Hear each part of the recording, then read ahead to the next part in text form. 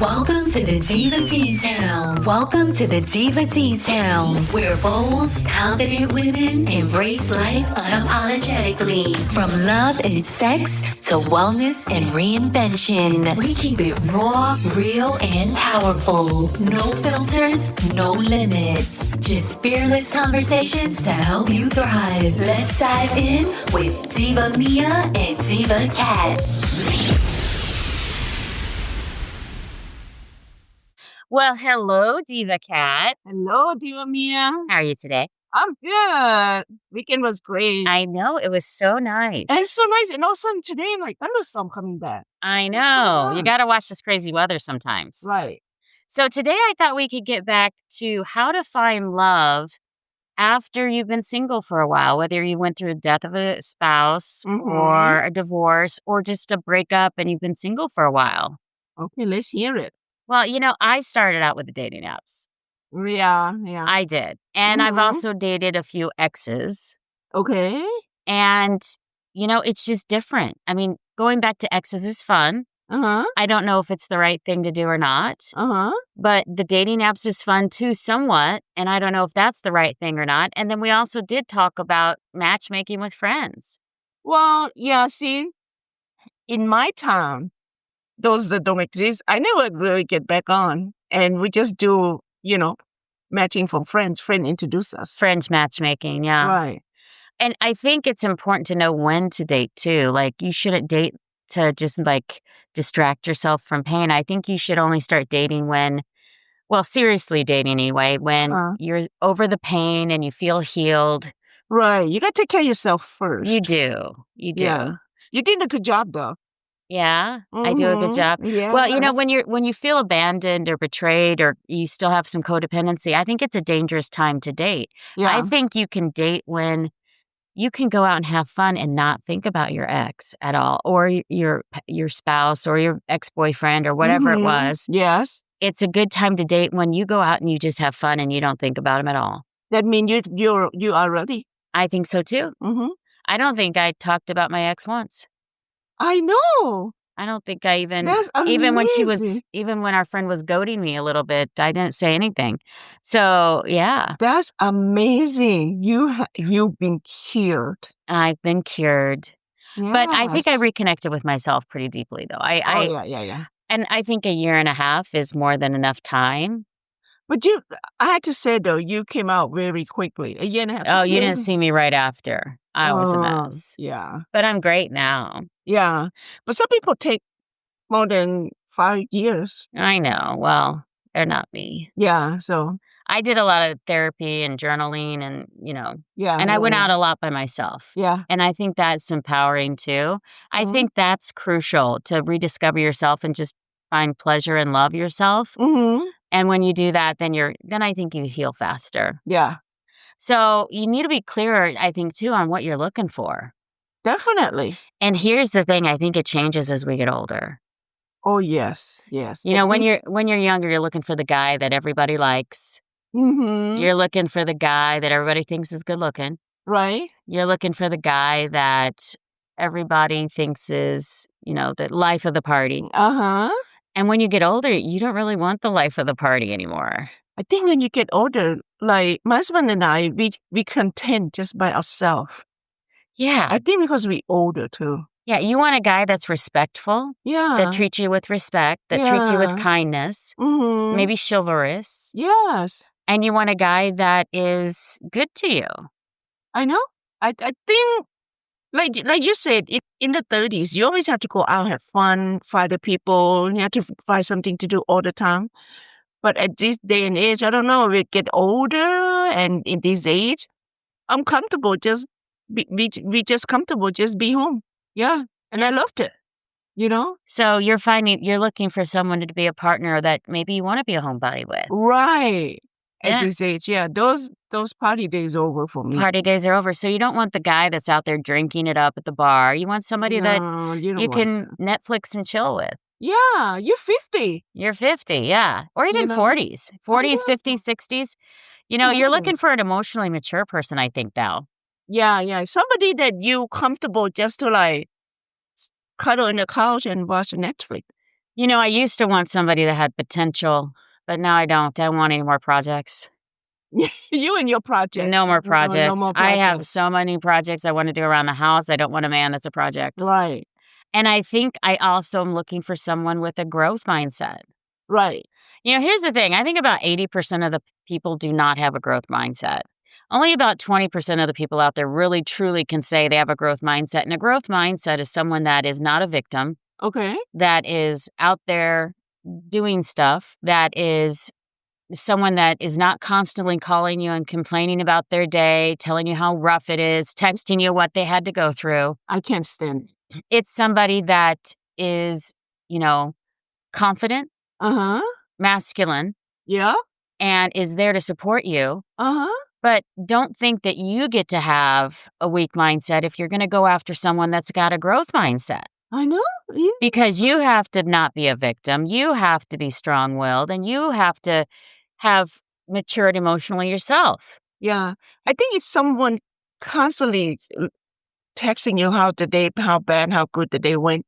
They're just looking for sympathy and attention. They're looking for Yeah. validation. I like it when I get texts and saying, hey, I'm having a great day. How's your day? Right. But if somebody's sitting there texting me, oh, it was terrible today. Oh, this terrible thing. It's like, okay, you need to work on you.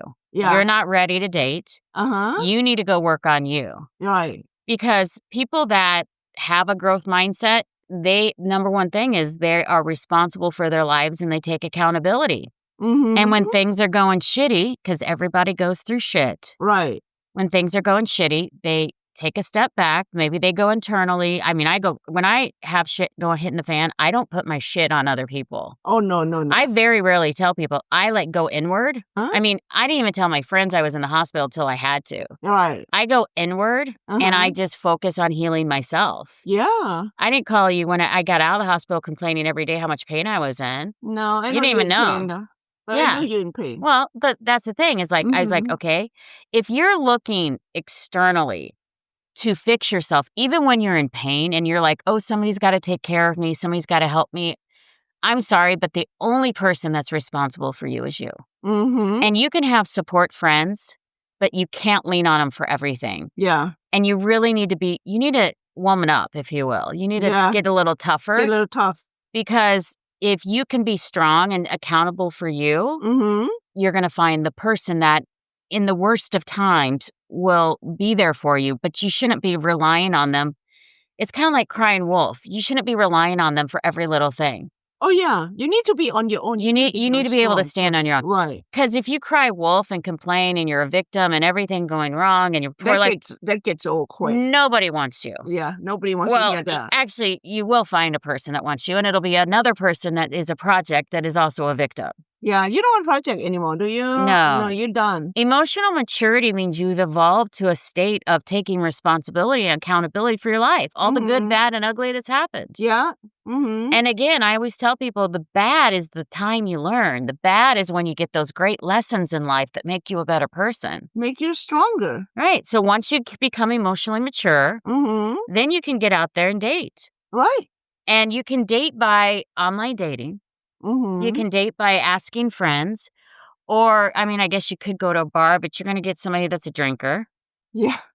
And I like the networking sites lately. A lot of people have been telling me about these different networking things. And some of them, there's different groups that are happening that you actually have to join, like Meetup and things. And then there's other groups that you have to get approved to get into. Okay. And people are meeting people in these types of groups as well.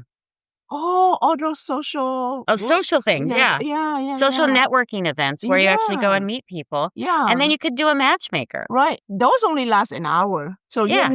you know, it's good or bad. And there's speed dating and all kinds of things that you could do. But I think it's easier now to meet people. It's just a question of how do you meet quality people? Yes. That's Yeah. why matchmaking, I think, is good. If you're affluent, if you can do a matchmaker, I think Mhm. that's a good way to go too. Uh-huh. But only when you're emotionally ready to take the next step. Don't hire a matchmaker if you don't want to get married, because the people hiring matchmakers are in it to find a partner. A partner. Whether they're going to get married or just have a life partner, they're in it to find a partner, I a see. forever partner. Yeah.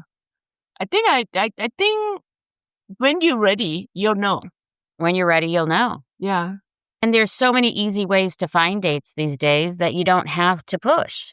No, you don't need. Yeah, you don't need to push. You don't need to do much. I don't think. I think all of my dates lately have either been from a dating app or from a past ex-boyfriend from college or high school. How does an ex-boyfriend goes? The ex-boyfriends were fun. Okay. Yeah. We're not going to go there. You're not going there. Okay. No, they were good. Yeah. they were good. Yeah. The nice thing about going out with an ex, I will say, is there's a certain level of comfort. Yeah, like you knew each other. We knew each other, and you know what, I mean, we changed. Yeah. For sure. But when you know each other in a deep level or a deep way, there's a connection that you're not going to find on a first date with another person. Yeah. Because on a first date, you don't know anything about the other person. I mean, you might have texted and talked on the phone and you think you know stuff, but you really don't. Right. And it's interesting learning people again. It's challenging, though. Oh. It's hard. Is it? Yeah. At this age, getting to know people deeply is challenging. I see, yeah. And when you have children, it's even more challenging. I like see. younger children like I have. Right. And the other side also have the children too. Oh, sometimes the other side has children too, and it makes it even more challenging. You could be the Brady Bunch. It works. The Brady Bunch, yeah. We could be the Brady Bunch, but no, I find it meshing a family together like that. One thing you need to think of when you start dating again is if you get married, are you going to merge families? And there's times where you're dating and you have young children and they don't, or they have young children and you don't. And the young children don't like your choice of a new partner. Yes, I agree. Yeah. I've heard a lot of people that say that not to mix families, that wait till the kids are out of school if they're close enough. Oh, wow. Because it's a lot to bring a partner into a family dynamic. Yeah. I don't even recommend introducing a potential partner for 6 months. I think if they are little, that will be easier. Or either that, they're out of house. The in-between age, that's when the middle school and the high school age. The middle and high school is difficult. Although if they're close to high school, you'd only have 2 or 3 years or 4 years to wait. But it is challenging. And because here's the thing. If, let's say it was a divorce or death of a spouse or just a guy that was around for a while, you're bringing a new man or a new woman into a household. And that person is going to have to bend their personality a lot in order to make sure that they don't offend the child. And then there's the question of, discipline. Right. I came from mixed family too. Because my dad passed away when I was young. And then my mom remarried again. So Did she take you into consideration before she married? Yeah, she talked to all of us. Yeah. And then my stepdad also had 5 kids of his own. Oh my goodness. So it was a total mesh of a family. Right. But the good thing is we live in different continents. That's why we talk, we keep in touch.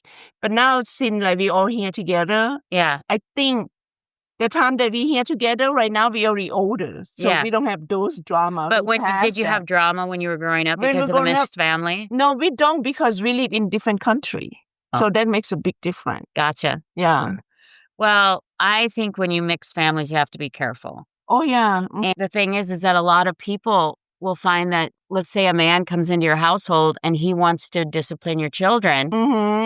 Some women don't like the way men discipline their children. Yes. And some women are okay. And then some men don't like the way the woman disciplines the children. Their children, yeah. And then some men are okay. I mean, it depends. Yes. Actually, some of them break up after that. Because a lot of people will break up when they're dating someone new, when they introduce them to the family, because it's just not a match. It's not a match. And you have to remember, if you're dating someone new and you already have your own kid, you're always going to be the primary for your kid. Yeah, I agree with that. Yeah. I think if a woman has a strong, I love my children. Right. Oh, my children are very close. Right. But I also have a strong disciplinary, they know not to get out of line. Right. And my kids are really good. You've seen them. Yeah. And they're very respectful.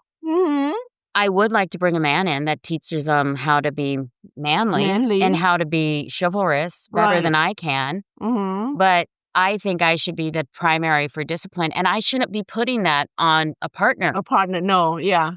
Totally agree. You should be the primary because Now, those are your kids. and I don't know if I would get upset if a partner disciplined my children, but it would depend on how extreme they were. Right. Because, like, I don't ever hit my children, and I don't ever abuse my children. And I discipline, but I discipline that the discipline I set is within reason. Yeah. And if I brought someone in, they might over the top discipline. Right. So then you have to have that conversation when you're dating as well. Yeah. Oh, yeah, definitely. Yes. See the challenge? I mean, when you date and you have children, it's almost like not only do you need to find a man partner for you, but you also need to find a man that would be good fit for your children. And that's the challenge. Oh, yeah. Yeah. I feel really difficult for the men and women nowadays. It's challenging to be mixed family. It is. And then you have the teenagers that don't want to pay attention to you anyway. Right. They don't want to look at your face. Yeah. You know, my son said, Mom, you're not going to remarry until I'm out of high school. Is this really? He laid down the law. He's like, Mom, you're not getting remarried. I go, honey, that's not for you to say. Right? But thank you for your input. But he doesn't want me to. I think because of teenager stage. But well, here's the problem. Right. By the time he gets out of high school, my other one will be going into high school. You see, next thing you know, you'll be too old. I know. So then, you're never too old. Never too old. I know. I take that back. Yes. You're never too old. Never too old. You do need to realize that they are going to have a strong opinion. Yeah. And you have to take that into consideration. Yeah. You're never too old to find love. I know why. Because my mom in nursing home right now. There's a 75-year-old and there's an 80 years old. They're so much in love to meet each other in the nursing home. Remember, my dad got married after 14 days. I know. You can find love again. You see? I take that back. So the big thing, though, is to respect yourself. Respect your partner. Respect your limits. And don't put someone in a situation that you know is not going to work. For instance, I dated guys where their places were meticulous. And super clean, and you could tell they've been a bachelor. And bringing them into my house where I have dogs and cats and kids, and I keep my house decent, but I'm not meticulous anymore. Right. I can't be. I will be once my kids are gone. When those dogs are gone, you got 3 big dogs. I have 3 big dogs. So and 3 cats. Thanks for telling everybody my zoo situation. So I have frogs and turtles and fish. And ants too. We have ants. Ants are part of the family now too. We have an ant collection. So yes, we have a zoo here. But once they're gone, things will be more meticulous. Because I used to live very meticulously before the children, I will say. So that you have to realize there are men that can't handle the chaos of what a family is like, especially if their children are grown. Oh my God, I agree. So introducing someone into that chaos would be a challenge. And I don't like to change people, and I wouldn't want to put anyone in a situation they don't feel comfortable in. Well, I tell you something. I always be a mess. You're always a mess. Always a mess. But your husband found you a mess. You haven't changed. You've been a mess the whole time. And he accepted it. And he loves your messiness. Right. Well, he may not love it, but he endures it. Yeah. He accepted it. And the man still fold the underwear the way coming out from the package. Yes. He's very meticulous. But he accepts my mess. And he accepts your messiness. And that's fine, but you've been married for a while. I'm talking about dating someone that is living in their perfect little peaceful harmony. And I love peace. Don't get me wrong. I have peace, but I make my own peace in every situation because I have children. And they have their own peace and their own joy. And I have my own peace and joy over here, even though it's chaotic. Yeah. And I get that my life is a little chaotic and rushed. And because I'm running around always. I mean, when I'm not working and doing stuff for me, I'm doing stuff for the kids in the household. And then you have the challenge when you're dating of finding time.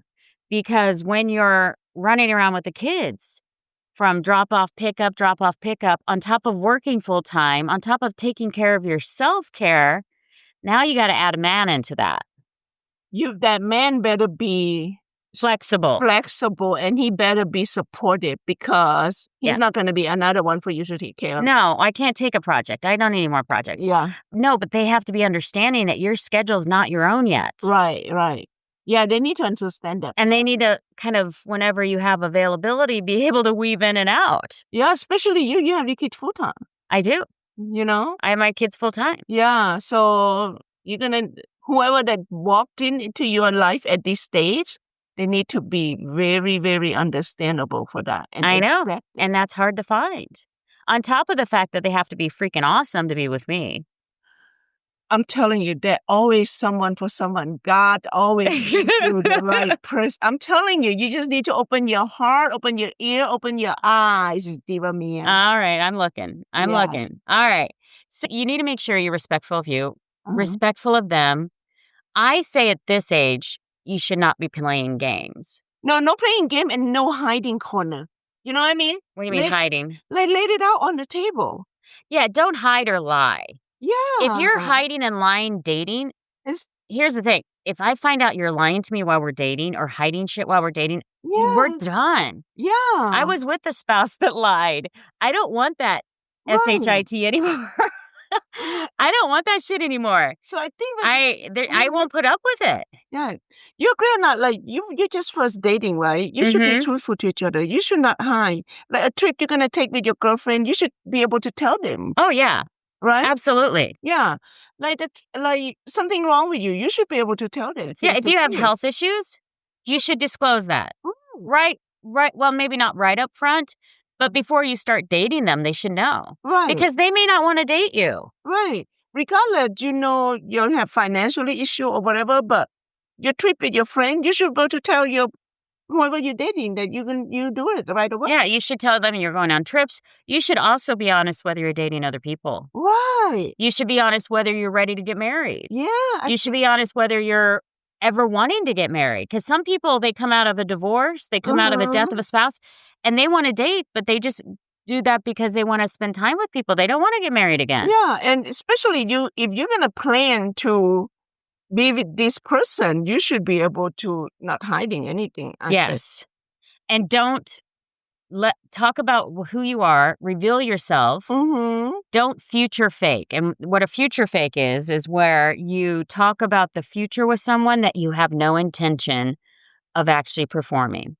And there are people out there that make promises and they'll say, oh, we should go to Italy together soon. Or, oh, we should take a trip to the Alps, or we should go to Florida, or we should go to Mexico, or wherever. Or, oh, I would love to spend the weekend with, and then they cancel.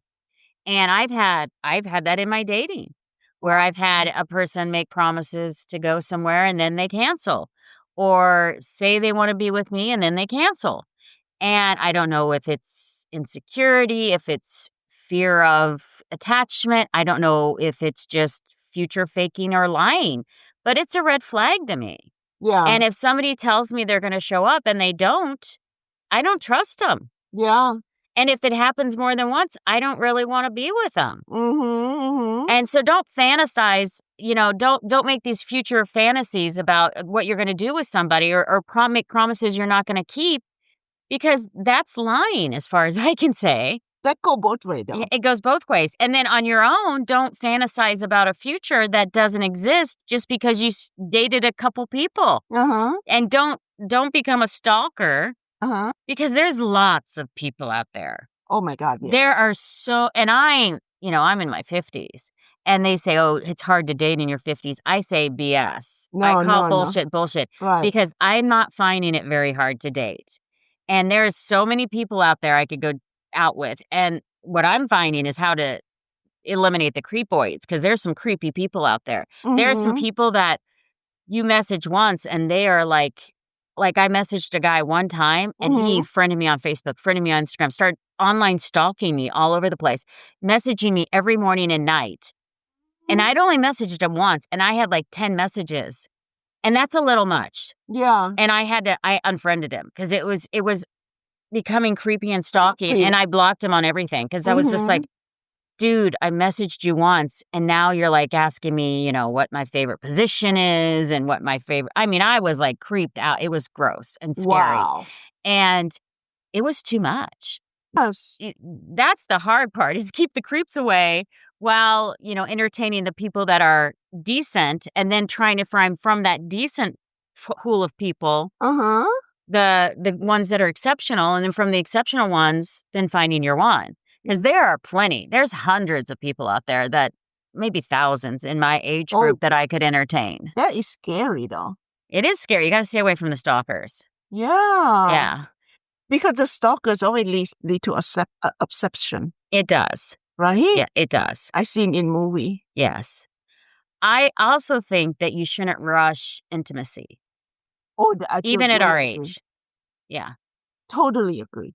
Now, everybody has different ideas of rushing, but chemistry doesn't mean you're going to be compatible.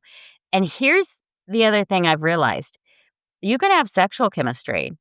You can have emotional chemistry. You can have financial chemistry or compatibility. You can have, physical, but it's challenging to find all in one person. Like, do you physically connect? Like, do you like the way they look? Wow. Is different than, do you have sexual chemistry? Because you could not like the way they look and get really turned on by them. Huh, how that works? Well, What are you trying to beat, Rick? well, Diva Cat, Oh, we talk about detail, right? So- we're talking about details. You could be like, okay, they're okay physically. I may not I like see. the way they look physically, but Uh-huh. when they kiss you, you're sexually turned on. Oh, I And you get see. wet, if you want the details, from kissing them. Or it's just passionate. Like butterfly. Like butterflies, like passionate kissing. See, there's a sexual chemistry there. Right. And I'm not saying you've had sex already, but you can tell from kissing a person if you have a sexual chemistry. So when you go out on these dates, some people don't say don't kiss on the first date. I'm all about kissing on the first date because I don't want a second date if I don't like the way they kiss. Right. And So what if I don't kiss a person on the first date, the first date really sucked. Right. And I definitely don't want a first date. Right. So, like, if I'm willing to kiss you at the end of a first date, I think it's because the first date went well. And that's kind of like the cherry on top to determine whether I want a second date. I see. Does that make sense? Yeah, so... Like, I'll give a person a hug or a handshake at the end of a date if that was it. Yeah, so it might be like in your eyes, might be like, he's just okay looking. He's okay. But he could turn on. But boy, that kiss, oh. Okay, that's defined. There's actually a song, That Kiss. I mean, that is, when they kiss you, if they can make you give you butterflies or turn you on, there's something there. I've had people that the first date went okay, and then they kissed me and they turned me off. And even though you're attracted by the way they look?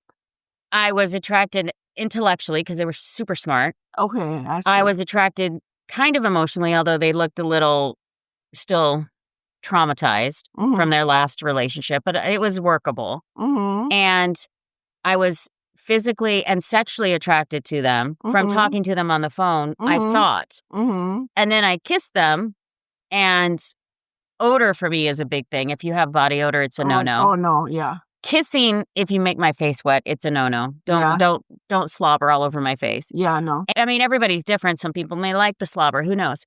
But if after kissing them, I don't go on a second date.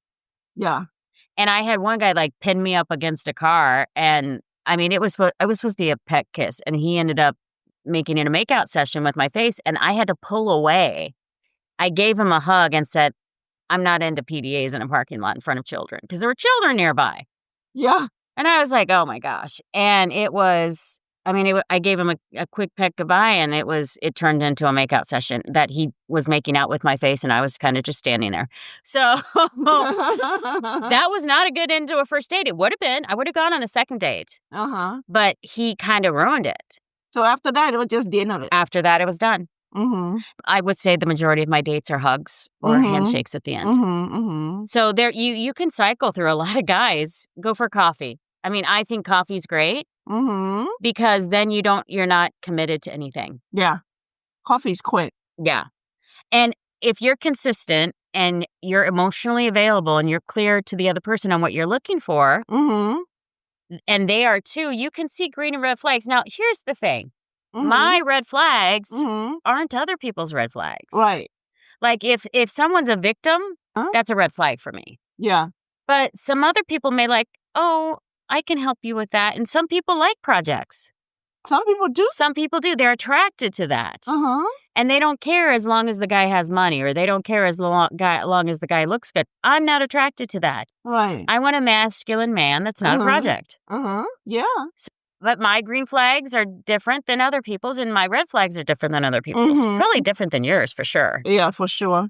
Yeah. I know. I've been the same guy for the past 25 years. Yeah, but you've gone through things, right? And there's Yeah. been red flags and green flags don't ever stop. When you're married, the reason why you have boundaries in your marriage Mm-hmm. is because you block any red flags. Like if you're, let's say, and I'm not saying your husband is, let's say you're with a partner and they hit you. Mm-hmm. Do you stay? I just saw a movie about that. Did you? You Yeah. watch so many darn movies. What you gonna do? You know, weekend, you don't need to open bottle of Oh, wine, well, pop you a can come over popcorn, here or and- you can help me with my landscaping. Oh, yeah, no.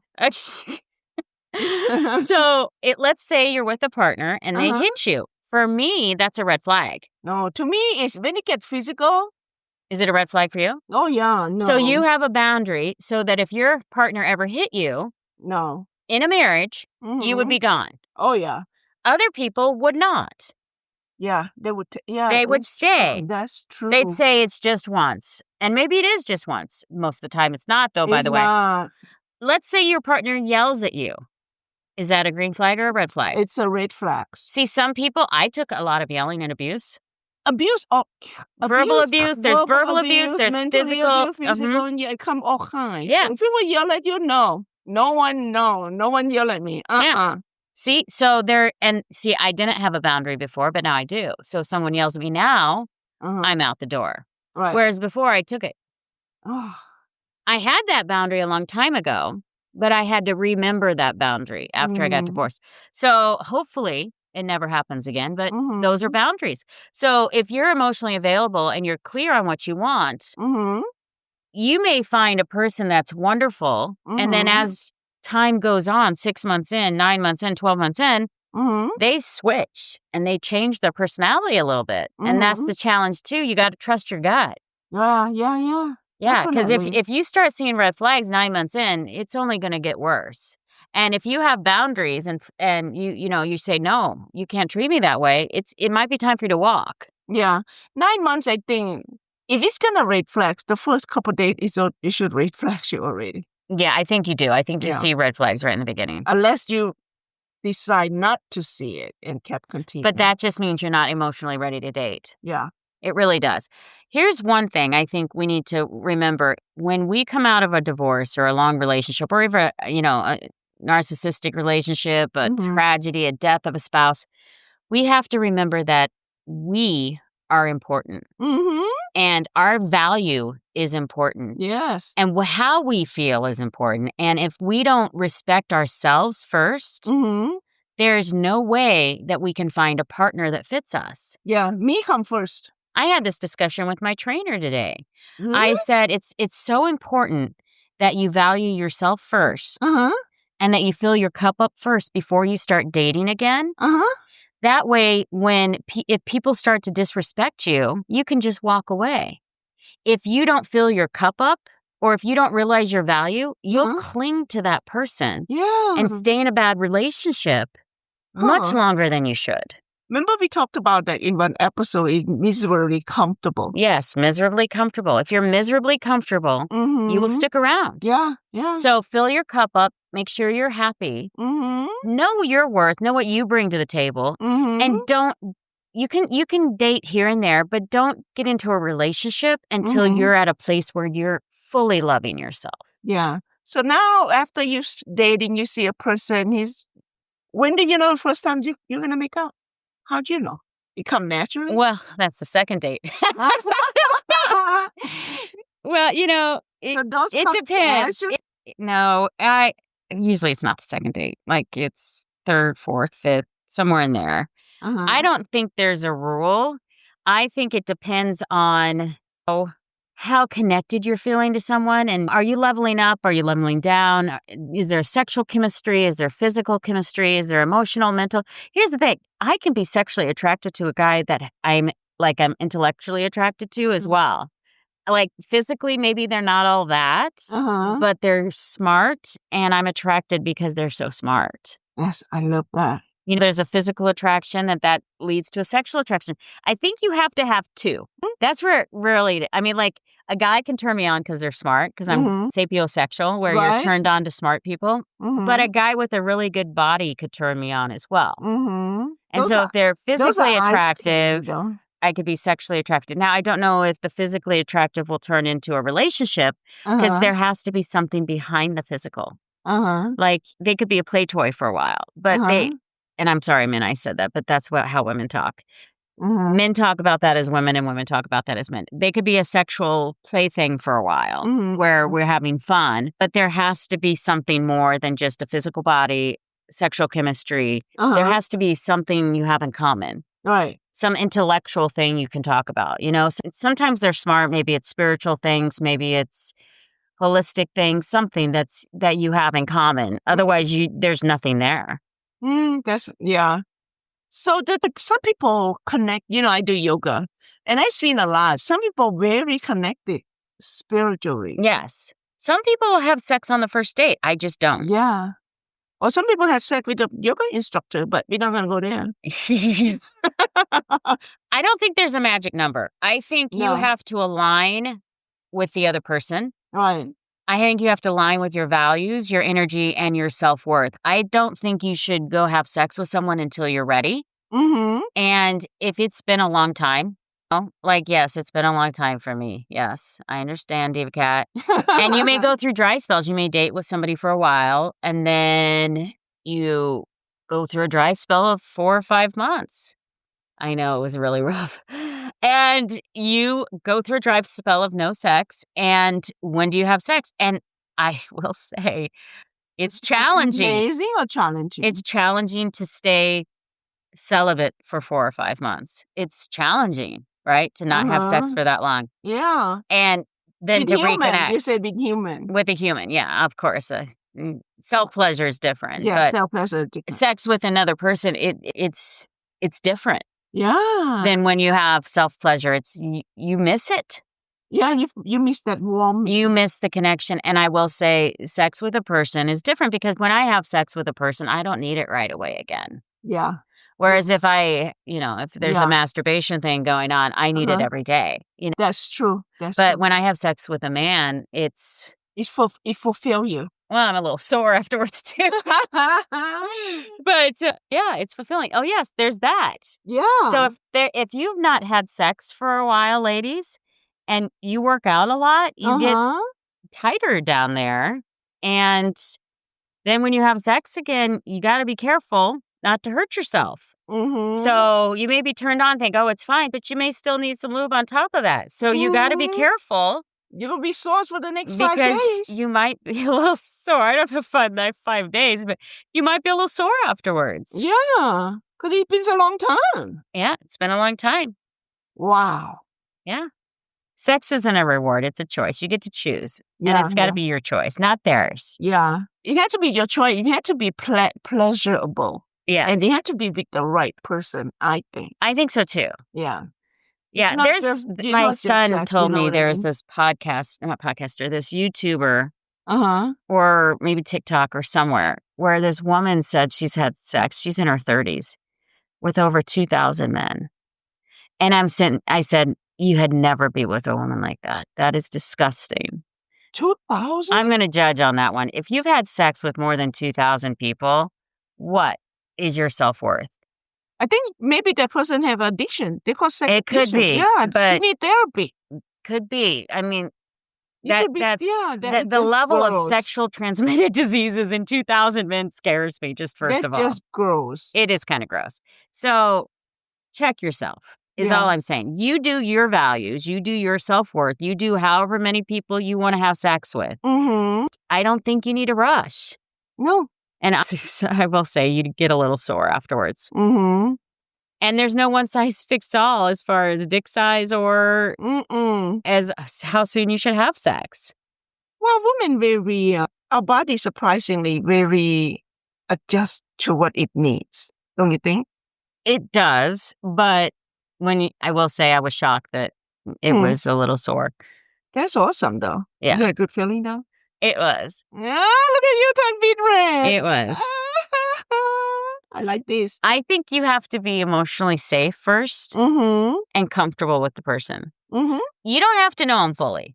It's going to take months and months and months to know someone fully. And some people wait for marriage still. Is it really? They'll leave a marriage and they'll wait to get married or to have sex with that second person or third person to when they're married again.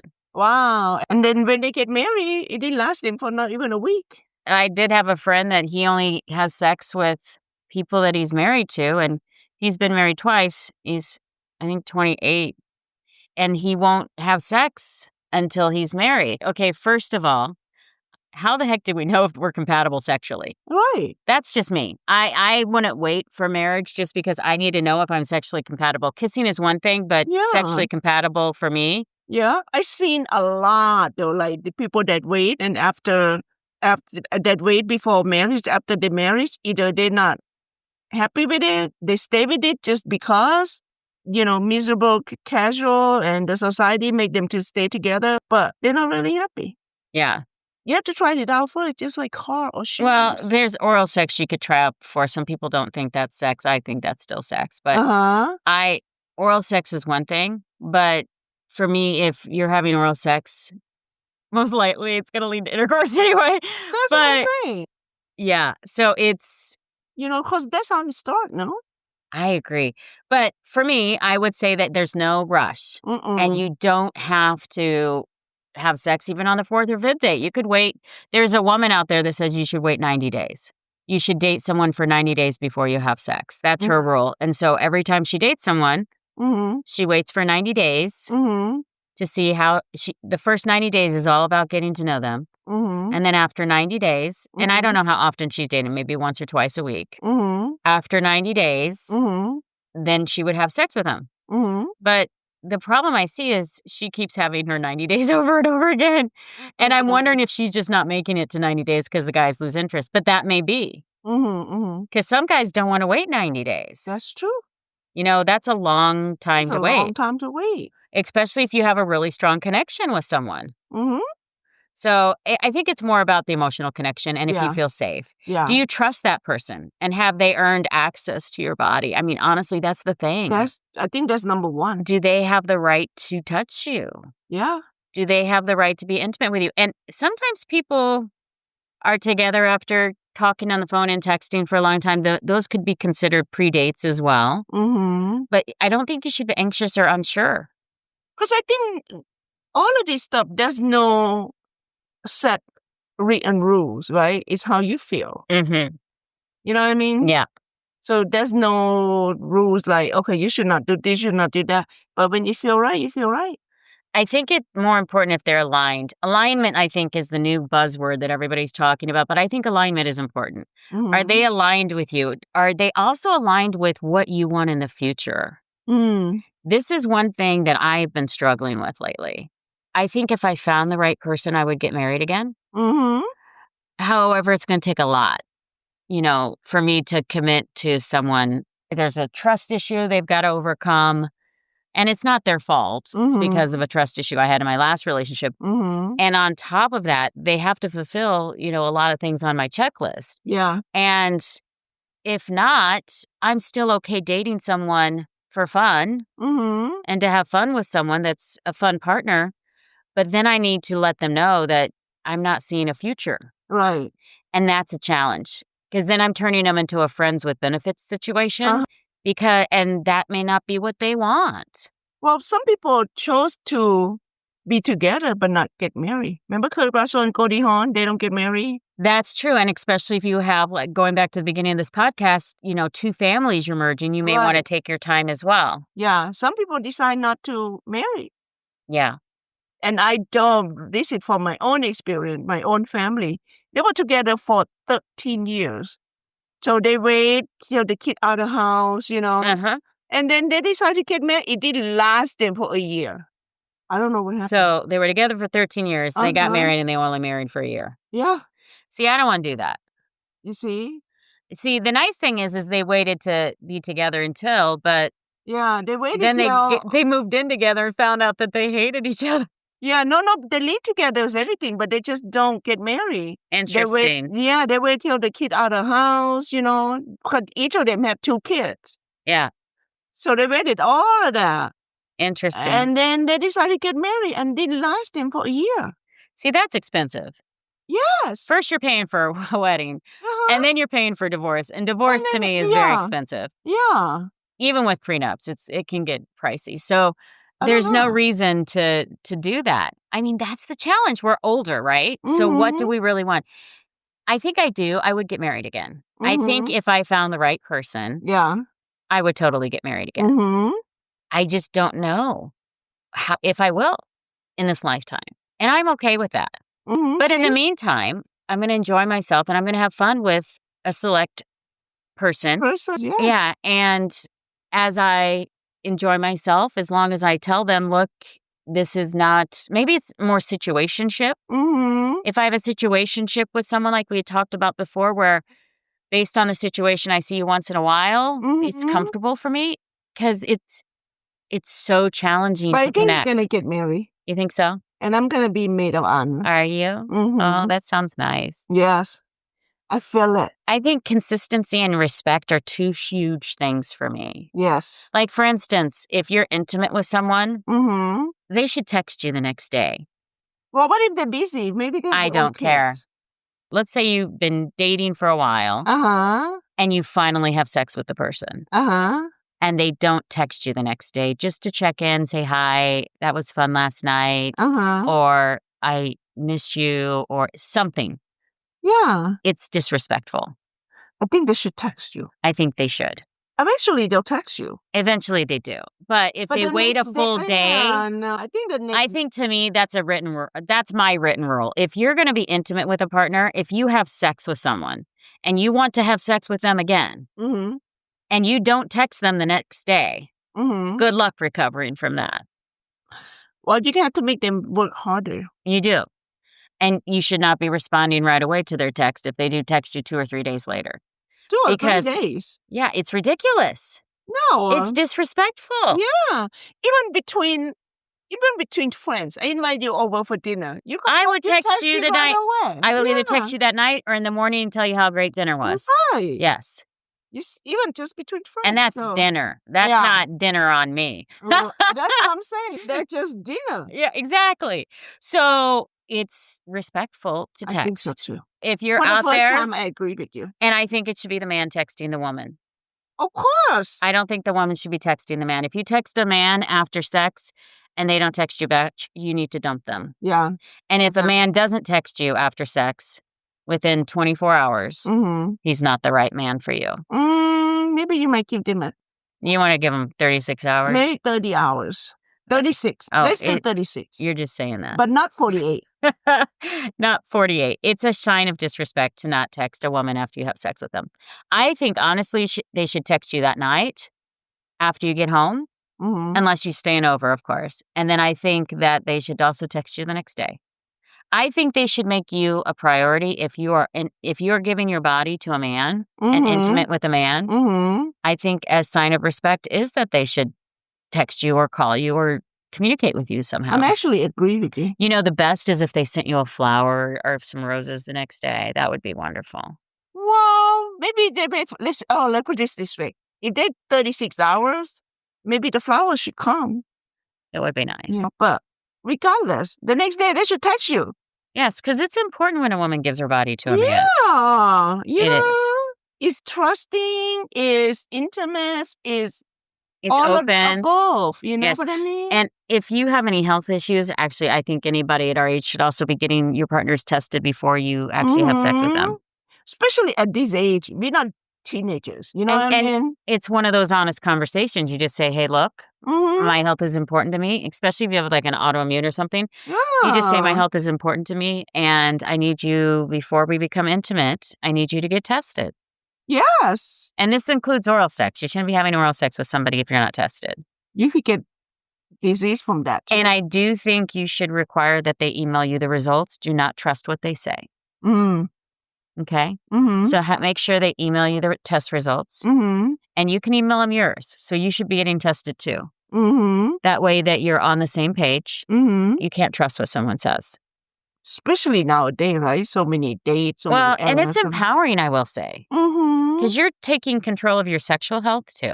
Yeah. And you take care of yourself. Otherwise, you're going to regret it if you get a sexually transmitted disease and you didn't have a basic conversation with somebody that you have sex with. Can you imagine? Oh my God, no. Here's the real question to ask yourself before you have sex with them. Okay.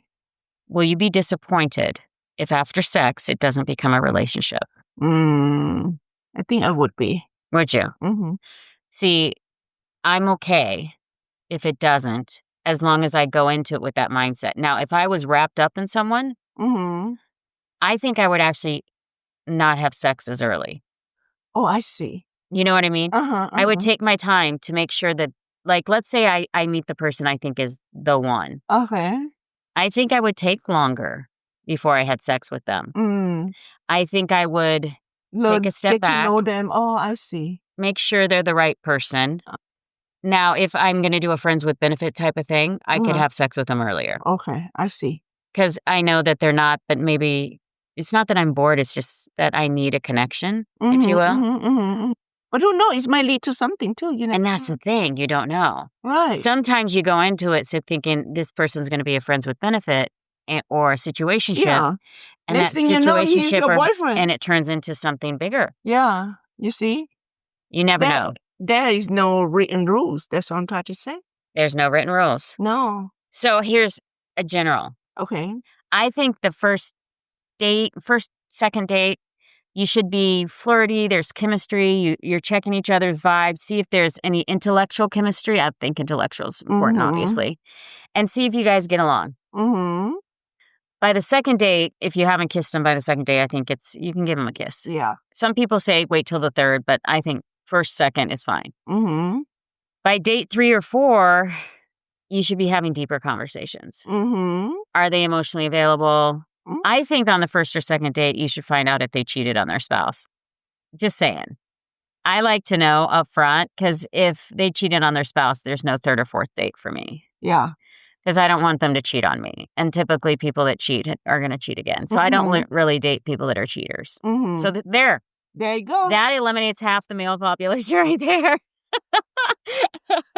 That's gonna be hard to I've already knocked out 50% of the men. 50. I think already 70.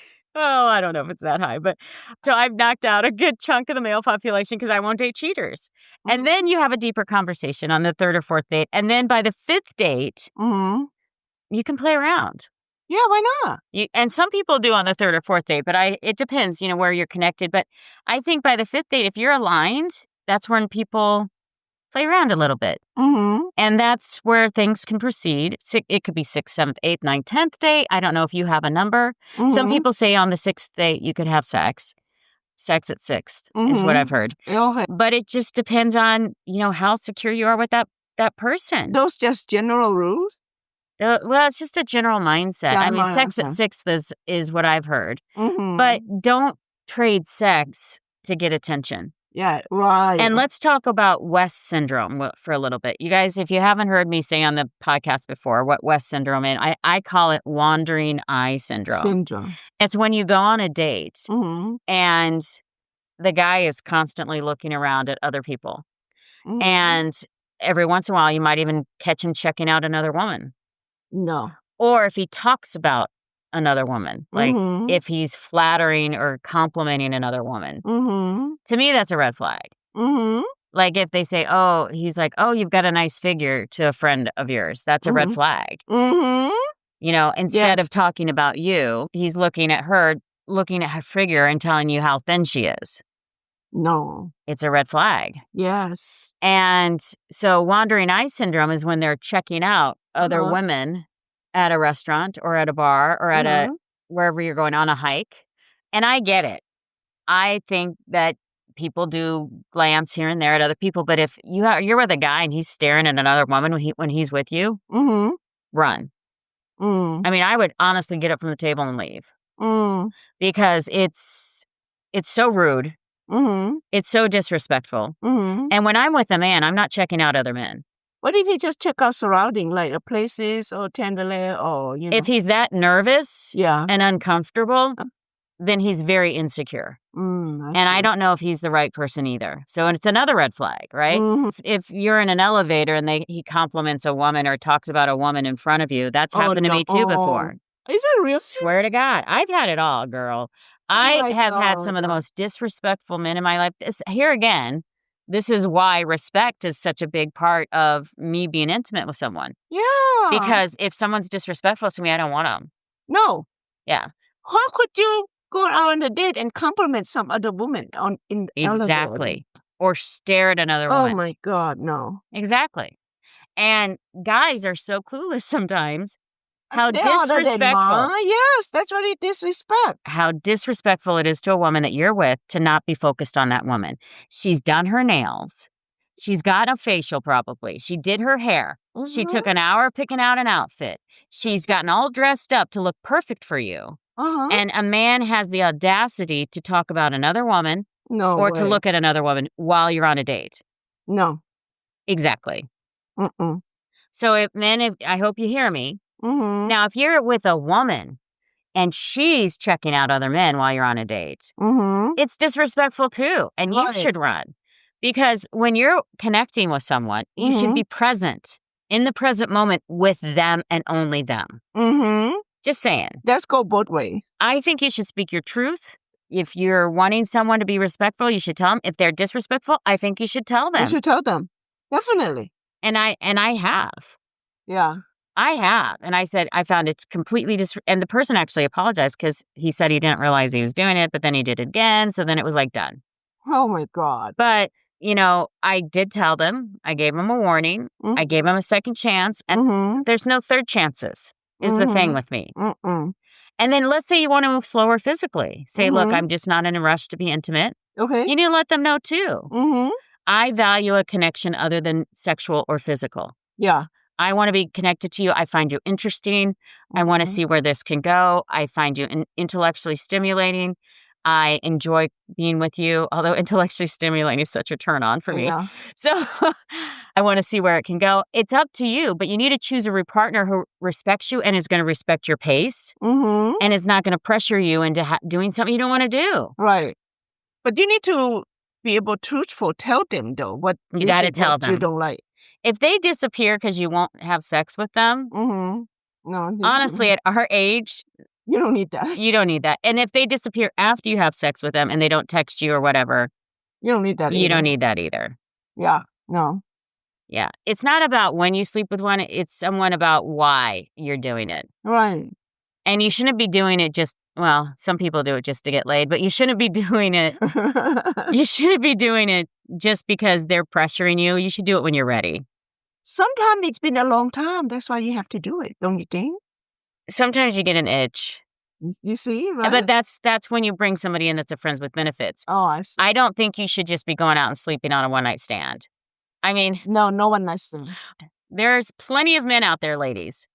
But you need to be intentional about what you want with them. I have a friend right now interview one by one. That's what she does. She interviews them. She interviews them first. Yeah. Well, there's that. You can interview them. You could send them a questionnaire. Yeah. Some people won't fill it out. Yeah. She make a list and she interviewed them based on her list. Well, that's a person that's grounded and feels in control of her. Oh, super control. Yeah. Yeah. And then she just decided, that's it. Just me, myself. I love myself. Yep. And it's about her, but I think when you're on a date, though, it needs to be about the other person. Right. That's what I think. I think a date, especially a first date, you should be asking a lot of questions. You have to. I went on a date with a guy. He was younger, and I think he was 36, pretty young for me. I don't usually go that young. And the guy was really into himself. Oh, my God. And he just sat there and talked about himself for the whole date. And I couldn't wait till the date was over. It was like 30 to 40. He was first of all, he showed up late. Disrespectful.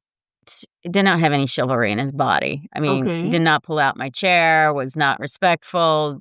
You know, I had to sit with my back to the door so I could see if I needed to exit quickly. I could. Oh my God. Or I mean, my back was I was facing the door, and I. But you're always facing the door. I love to face the door. Right. Yes, that's my thing. So thank you for that. But I was talking to him, and I asked him a few questions, and he droned on. I don't think he asked me one question. Oh my God. And Well, he was young too. he was young. And I don't know if he was nervous, but he was young. Mm-hmm. He was a black man. And he just was really into himself, really cocky. And he just talked and talked and talked. The date lasted 30 to 45 minutes. And afterwards, I think I shook his hand. And then he came in for a hug. And then he asked for a second date. And I said, I'll let you know. And I just laughed. I should have just said no. It's okay. But not for nothing, though. Some people could feel very intimate when intimidated by you. Oh, that's their problem, not mine. Oh. That's the thing. If a guy's intimidated by me on a first date, he's not the one for you. He's not the one. I see. You know, if they can't handle me I'm such a pussycat on a first date. I am not over the top strong. I am not showing off at all on a first date. I am really listening to who they are. I'm not really even talking a lot about myself. So if they're intimidated by just my presence, they don't need a second date. That's not the one. No. You want a strong woman. You know, and you're a prize, man. right? I'm a prize. Yeah. You're a prize. You know, you need to bring your value to the date, but you don't have to be over the top. And being strong does not mean being controlling. It just means that you are comfortable in who you are. Yeah. I don't know. It's so hard to be single, right? Oh my goodness. It's a challenge. I'm telling you, connecting. Like connecting with a person is so unique when we're in our age. You know, before, I didn't sleep around when I was in college either, though. But I think when I was younger, it was easier to find someone you would connect with because we were all stupid kids, right? Right. We were all, I mean, we all looked good. Right. It was college. We all were in probably really good shape. And our shit don't stink. The hair, big hair. The big hair, the hairspray hair, the Bon Jovi hair. Right. And everybody looked good. Yeah. And it was more of a physical, sexual chemistry back then. Yeah. And as you get older, you want more of an intellectual chemistry. Yeah, because the physical fades away. The physical doesn't have to fade away. The physical doesn't have to. You have to work very hard. You have to work very hard to keep your physical. But the physical doesn't have to fade away, but it's not going to be like 16-year-old, 17-year-old sex. No. Or 18-year-old sex. Or 22-year-old sex. 20-nothing sex. Yeah. Yeah, no. It's not going to be that way. Right. So when you're older, the sex still has to be good, though. Oh, yeah. You know, I'm telling you, if the sex isn't good and if a guy can't pick me up and throw me against a wall, well, not physically hurt me, but like push me against a wall and have sex with me. I love having sex up against a wall. I really do. I told you that one before. I need that too. And when they're older, a lot of times they can't do it. They cannot do it. So there's the sexual chemistry. And this is also a reason why I would want to have sex before I would get married to someone. It's a requirement for me. I'm sorry. I see. I just need it. I don't know why, but it's true. No, that's your thing. It's my thing. I like to be in different places. I like to be in different positions. I like to be athletic in the bedroom. Yeah. And if I can't do that with the man, or he can't last long enough, and he doesn't want to do, some people don't want to do testosterone, and that's, I think, something a lot of men need. We talked about that too. I think all men after 50 should. I think after 45, all men should be on testosterone, but especially if they want to have a sex life into their 70s and 80s. And honestly, if I find a man again to marry, they better be prepared to go up to 100 years old still having sex with me or more. Gosh, that'd be crazy, huh? Another 50 years of sex. That's awesome. Another 50 years of sex. 50. Oh, I'm shooting for 20. Now, here's the other thing. You can read people's vibes, too. If you're on a date and they're talking about their ex the whole time and complaining about their ex and they're playing the victim with their ex, that's a red flag. No. I don't care if their ex did cheat on them. If they sit there and talk the whole time about how they were betrayed and cheated on and blah, blah, blah, blah, blah, that's a red flag because what's going to happen is they're not healed. And I Right. went out with a guy like that too, that he wasn't healed and he wasn't ready to date. Mm-hmm. And if the whole date is about their ex, there's no place for There's you. no There's place. no room in their life. There's no room in their head for you. Mm-hmm. And you can't be with a person that's not healed. And some people don't heal. Some people stays that way, though. Some people will take 5 years and they're still broken. Mm-hmm. And then they just go into another relationship because they're lonely. Yeah. And they bring all that baggage into their next Uh-huh. relationship. Yeah. And I don't want that because I have leveled up. Yeah. And I only want someone healed. Right. The next thing you know, it's going to be another project. Yes. Right? Another project. Yep. Yeah, you don't want that. Your project, you paint the wall, not that. No, I heard that out too. Yeah, you see? I could say you hide a poop scooper. That's like blows my mind. Okay. Anyway, so you have to wear something on this date that makes you feel really confident and sexy Mm-hmm. I go for black without dress. slutty. Mm-hmm. I love my little black dress, though. Yes, little black dress, you can't go wrong with that. Mm-hmm. And then you should wear a fragrance, but don't overdo it. Mm-hmm. And then you should, stay hydrated. Don't start coughing in the middle of the day. Stay hydrated, stay focused. Nice shoes are cute, nice purse. Mm-hmm. Definitely makeup, nails done, hair done. That's a lot of work. It is a lot of work. So guys, if we're going on a date with you, Yeah, I know. don't show up in a t-shirt that's wrinkly and cargo pants. Yes. If you do, you won't get a second date. That No. guy that slammed me against the car, he did that too. So that was like multiple red flags. No. If you show up, I don't care if it's a polo shirt. If it's wrinkly and doesn't have a collar, No. no. You can't get a high-class woman if you're dressed like a bum, guys. This is not backyard party. This is not college. It's not like you're a frat Right. guy anymore. Right. So no. you have some respect. I right? know. No. And I do have to practice slowing down because I think I do talk really fast sometimes. You do? I do. So I actually work at it. Even on this podcast, I work on speaking slower. Mm-hmm. No, but that's your voice, though. You have that powerful I voice. do. But you got to listen with intention and talk and listen. Uh-huh. I see. It's a connection just listening to another person. Mm-hmm. And you can learn so much by watching and observing and listening to other people. Mm-hmm. And don't be nervous. Yeah. I just need to speak clearly. You got to speak clearly, yes. Yeah. I'm working on it, though. And be curious. I mean, honestly, if you're looking to date with intention to find a partner, and I think that's what most people are wanting, although some people are just looking to date to get laid. There are that. Yeah. Or all those. But if you're looking to truly find a partner, you need to be curious about the other person. And to be curious means to ask questions, not to talk over them. I see. Right? Mm-hmm. And then, work on your goddess energy. I think that's important too. You got to work on your self-power or your soft power, I guess it is. Like your posture? Your posture, your femininity.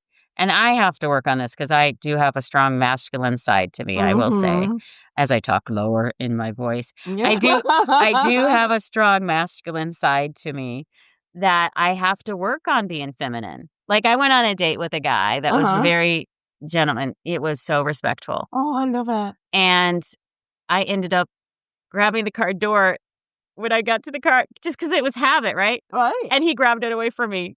And it was so cute. And I loved it that he ended up opening the car door. I was like, oh, crap. I forgot. I'm with a gentleman here. I'm with a very respectful man. Yes. When I stood up, he would stand up. Yeah. When I went to the bathroom, he would come and he would push my chair in. It was nice. Yes. Always opened the doors for me. It was so respectful. See? It's nice to be with a high quality man that's respectful. All right. There's not enough of you men out there that do this. No. And if you want a woman and you want a high quality woman, right, you need to start. Right. And that's one thing I've been working with my children on to make sure that they always open the door and that they're always respectful. And if you open the door for a woman, that goes a long way. Oh, yeah. Let alone if you stand up when she goes to the bathroom and you push in her chair and then you ask her if she needs any more water. I mean, literally, my date was filling my water the whole night when the waiter wasn't. I know the little things. The little touches Yes. will make you want to stay with a person.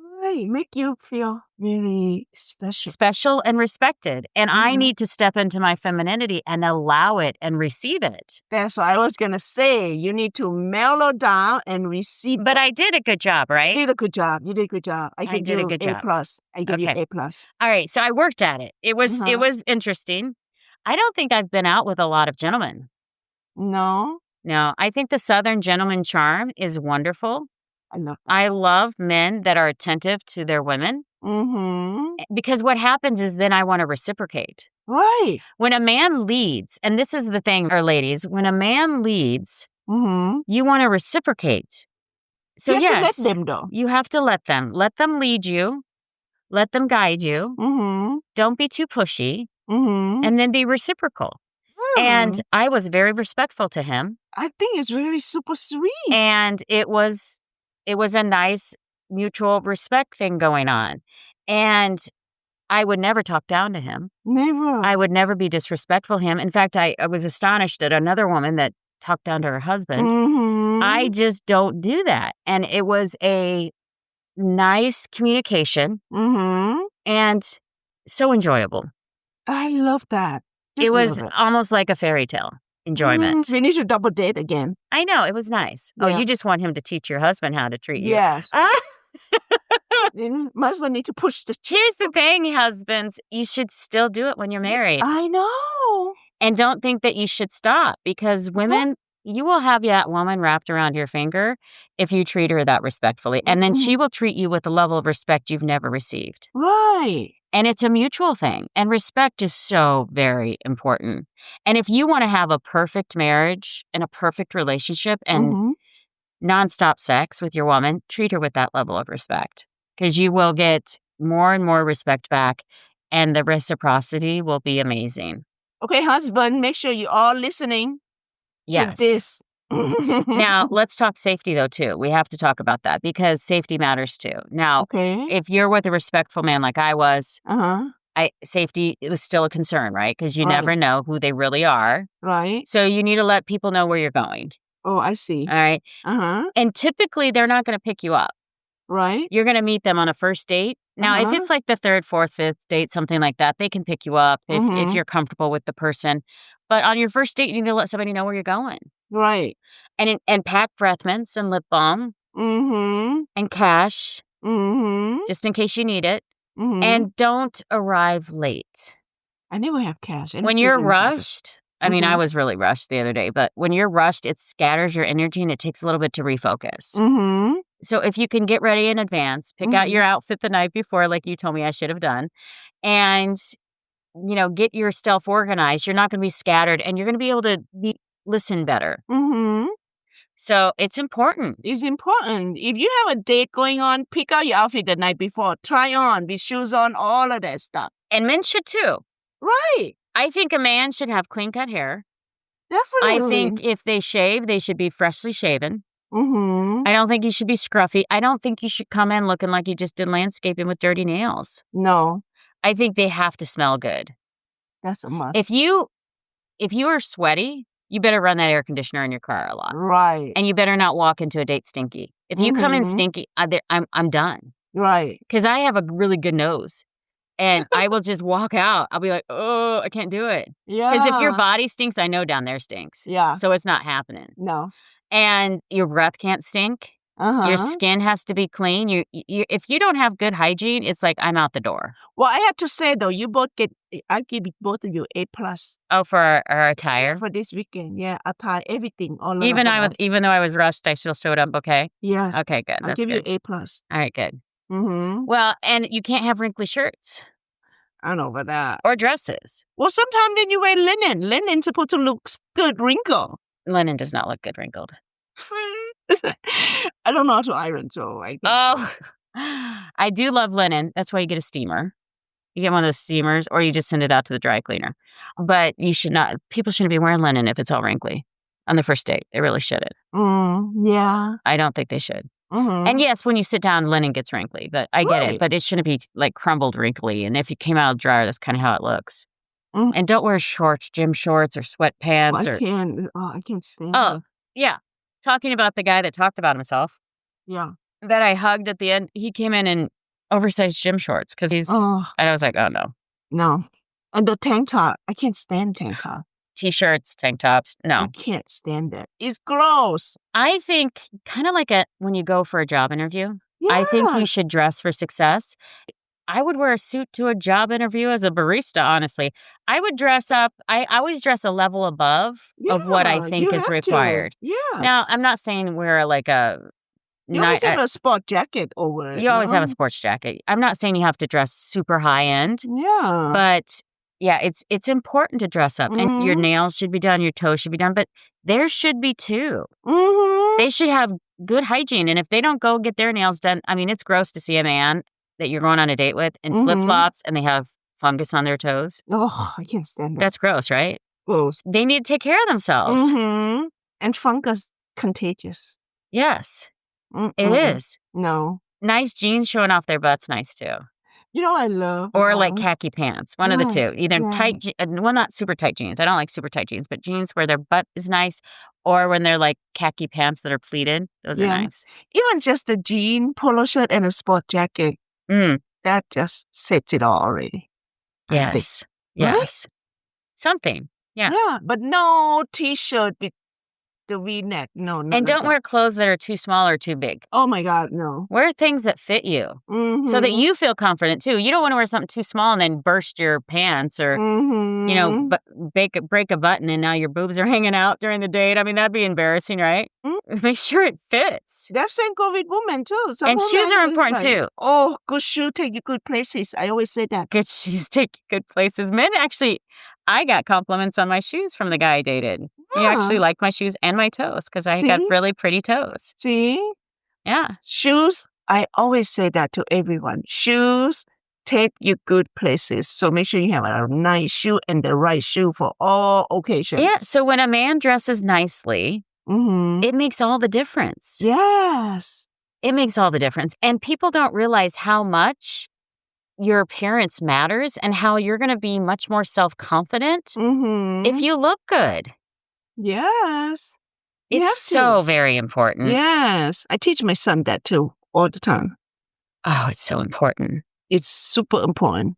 You got to dress for success, both men and women. Yes. Now, let's say that you've been on 3 or 4 dates and you've been going out for a while or you're just getting back into it. You've been dating for a while and you're ready to make the next move. What do you do? The laundry important? Well, yes, your laundry is important. So you're ready to have sex with the man. I don't think it's the woman's job to make the first move. No, I don't think so. Now, I will say that one person I was intimate with, we had the phone conversation about it first. And then we had a text conversation about getting tested second before anything happened, which is fine. And there's still no pressure. Let's say you decide that one night you're going to have sex and then it just doesn't feel right. Don't do it. But you've got to be comfortable in your body too. So if you're out of shape and you're not going to be comfortable having sex with someone, don't have it. Yeah. Get in shape or get to the level you want to be before you can have it. Because you've got to be confident enough to have sex. Right. And then you'll feel beautiful, right? Yes. I always feel beautiful though, regardless. I think so too. You don't have to be perfect, but you have to be confident. And you have to be with somebody that's not going to be disrespectful of your body either. Yeah, no. But if you're at the 4th or 5th date, you're probably already comfortable enough with your body with their and here's the thing, ladies. Most men in their 40s, 50s, and 60s, they have dad bods anyway. Right. And so they're not perfect. They have a little belly. It's nice when you can find someone that's in shape if you're in shape, but it's not always. No, not always. And sometimes you have to grow together and get in shape together. Yeah. And some people they'll just always have a dad body. You just don't know. Yeah, some people have that indentation. Yeah. Some people are in shape, some people aren't. It's nice when they're in shape. Yeah, but it's work to be in shape. It's a lot of work. A lot of work. I will say I see a lot more bachelors that have been bachelors for a long time in shape than people that have come out of marriages. That's true. I'm seeing that a lot more. So people that have been in marriages, especially if they were unhappy, well, whoever was the most unhappy in the marriage usually comes out of that marriage out of shape. Right. I agree. Yeah. So if you were very unhappy, you're coming out of marriage out of shape, so maybe it's time to focus on you and spend time. But let's say Mm-hmm. you've gotten in shape to where you're comfortable enough Mm-hmm. and you're ready to have sex with somebody and you've gone 4 or 5 dates and you feel safe Mm-hmm. and it's time. Life happens, right? Mm-hmm. And I think you should still take it slow, but you really want to have that first time after to be a little romantic. Mm-hmm. Solo intimacy is you're going to be doing all the time anyway, Right. and you need to be comfortable and have had a couple discussions. I don't think you should rush into it. Mm-hmm. I don't think it should be a drunken screw fest, personally. Not for your first time after. I really don't think so. Mm-mm. And you need to let the other person know about your boundaries sexually. You know what I'm talking about, right? Right. The safe words. Well, there's safe words. I mean, that's if you're doing bondage, but Mm-hmm. there's boundaries that you have, the things you don't want to do. Right. Some people don't want to have sex against a wall. Some people just want to have missionary. Mm-hmm. Some people don't like it doggy style. Right. You need to open conversation. Some people don't do oral sex. Mm-hmm. Mm-hmm. Right? So Right. those are things that you need to have a discussion with. Yeah. And there's no reason you can't have that discussion well before you have sex. Yeah. It worked. It had to both of you have to work together. I think so. I think so. And because you're going to be vulnerable when you're naked. Mm-hmm. And you got to be comfortable enough to allow that vulnerability Mm-hmm. to exist in front of someone you haven't been naked with in the past. That's So true. going slow, being playful, talking, Mm-hmm. asking what you like, and don't expect your moans to tell your partner what you like. Mm-hmm. There's nothing wrong with asking them, and there's nothing wrong with them asking you. Mm-hmm. I see. Oh, it's true. Yes. You're different because you know what each other like at this point. At this point. But in the beginning, I bet you asked. Yeah. You We did. actually had conversation. Yes. And give yourself permission to laugh. Yeah. And don't feel bad about it. Now, be careful when you laugh, ladies. If you laugh because they finished early, that's not a good thing. But like, if you laugh because it's been a long time, and if they ask you what are you laughing at, just say, hey, it's been a while. Mm-hmm. I forgot what this felt like. Yeah. You know, I mean, you can laugh about that, but don't laugh on their performance. It'll kill a guy's ego. Right. I don't care who they are. It'll kill a guy's ego. Mm-hmm. Mm-hmm. And it's a new shared experience. Now, they may have had more experience than you. I don't know. Or you may have more experience than them. But if it's, your first time back, Mm-hmm. it's enjoyable. Enjoyable. I think you should wear lingerie. Oh, lingerie is a must. It's not. I have talked to men. Some men like it. Some men don't. Some men say they just like you better naked. Some men say they just want you naked. I will say it's fun. Although it comes off very quickly. Right. Even to come off quickly. I just like to be in lingerie. Make you feel I think it's good for married couples too. Yeah. Because with married couples, it spices things up. Mm-hmm. I love my lingeries. Yeah. Mm-hmm. And I think you should have proper lighting. Mm-hmm. I don't think it should be bright. You know what I really like is those yellow lights that they're more orange. Oh, yeah. Amber is what they call them. Right. The amber lights, whether it's an amber candle or an amber light. Not the LED bright. No, not the LED. The amber lights make it so romantic feeling. Mm-hmm. And then you can have sexual eye contact. You can flirt. You can use toys even. Mm-hmm. Toys are fun. Mm-hmm. I'm actually thinking to redo my bedroom, and one of the bedroom that the interior designer suggests, they have you know how you have a 2 reading lamp? Mm-hmm. So you could switch to like little flicking candle. That's nice. Yeah. Or just get an amber candle. Yeah. I have an amber nightlight that you can leave turned on. That's got the perfect light. Mm-hmm. And then, just the fact that you're getting back out there, you should celebrate this. It should be empowering for you. I think so. And then, yeah, you should celebrate. And it's like somebody just lit up your firecracker. They did. See? And it's going to be different than it was before. Of course. The sex is going to be completely different. Mm-hmm. And it may suck. How that's going to be suck despite that you haven't done it for the past 5 months? Well, you may not have done it for a while. Uh-huh. But you remember when you were a virgin? Oh, I see. Yeah. And you hadn't had sex before, and it was your first time. That was disappointment. It was. So your first time with a person may not be the best. Mm-hmm. And then try it again. Yeah. Because sometimes it takes a little bit to learn each other's bodies and your intricacies, because they may not have had sex with a person and they may be having sex the way they had sex with their wife. That's why it's important, but you have to talk it out. You talk it out. You do. Tell them what you like, and they tell you what they don't like. Just be don't know. playful. Yeah. Play. Yeah, life is all about fun. It is about fun. It's all about fun. When you're having fun, everything will be better. It is. And I encourage sex. I encourage people to feel out their bodies, enjoy themselves, and make sure that the woman comes first, or at least comes during the intercourse. Yes. Because, man, if you're with a woman and you have sex and she does not get off, you might get away with it once or twice. But if it's a consistent problem, and it is a problem. You can have multiple orgasms. Women can have multiple orgasms, Yeah. so don't stop at one. But if it becomes a consistent issue where the woman's not getting off, then there is an issue. And she won't want to have sex with you. And ladies, stop faking it. Right. You need to If you stop. fake it, you're never going to have pleasure. So stop faking it. If he doesn't please you, don't fake it just to have him stop doing it. Say, I don't enjoy that. Let's try something different. Be communicative. Right. But don't ever fake it. I don't think after the age of 30 you should ever fake an orgasm. No. No, you should have orgasms and Life is enjoy them. Life is too short to be fake. Yes, life is too short to be fake. And orgasms are very important. That's number one. Orgasms are the whole point. It's more important for the woman to get off than it is the man, honestly. And it doesn't take much for women to have orgasm, I don't think.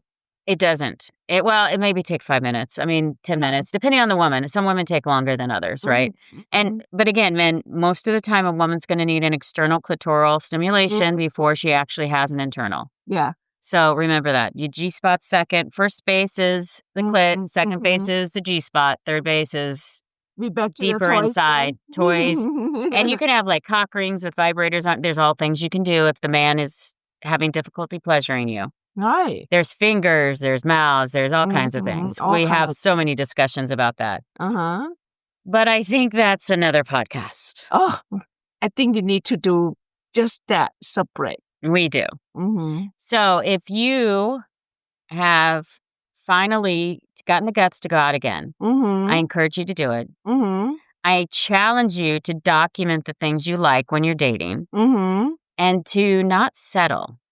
Right. Because life is too short to settle. And there's so many people out there. We live in a wonderful time, and we can find the people because there's things called dating apps and meetups and social networking and friends and family. Yeah. All of the above. There's a ton of opportunity. And you can find exactly what you're looking for. Yeah. No need to cut yourself short. So I encourage it. And I think we've covered it all today, Diva Cat. I think we do. Well, this is Diva Mia signing off, wishing you the best of luck on your dates. Yes. Same here. Wishing you all the best. Take care. Have a great week.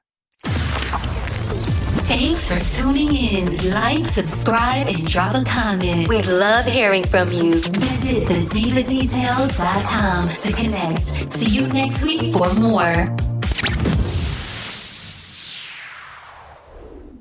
Diva Details podcast and website are intended solely for informational and entertainment purposes. The content provided does not constitute professional, medical, financial, or legal advice. We are not licensed medical practitioners, financial advisors, or legal professionals. Always consult with a qualified healthcare provider for medical advice, diagnosis, or treatment. Any financial topics discussed are based on personal opinions and experience and should not be considered professional advice. The content provided does not constitute legal advice. The Diva Details and its affiliate, contributor, and guests are not liable for any losses or damages arising from the use of our content. The opinions expressed in the podcast are solely those of the speakers and do not necessarily reflect the views of any affiliated organization, sponsors, or partner. All facts discussed in the podcast are researched and accurate to the best of our knowledge at the time of recording. Information may change over time. No guarantees are made regarding the accuracy, completeness, or reliability of any statements or opinions presented. It is the responsibility of the listener to verify any and all facts that may influence their decision. This podcast is for information and entertainment purposes only and should not be considered professional advice.